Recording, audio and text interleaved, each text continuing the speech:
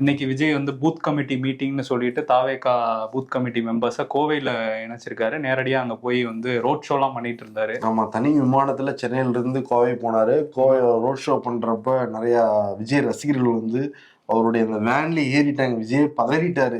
என்னவா பண்றீங்க, இங்கிட்டு ஒருத்தர் ஏறினா அங்கிட்டு திரும்ப அங்கிட்டு ஒருத்தர் ஏறிடுறாங்க, அங்கிட்டு கை கொடுத்தா இங்கிட்டு ஒருத்தர் ஏறிடுறாங்க.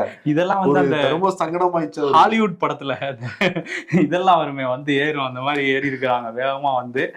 சோசியல் மீடியா கிண்டல் பண்ணிக்கிட்டு இருந்தாங்க.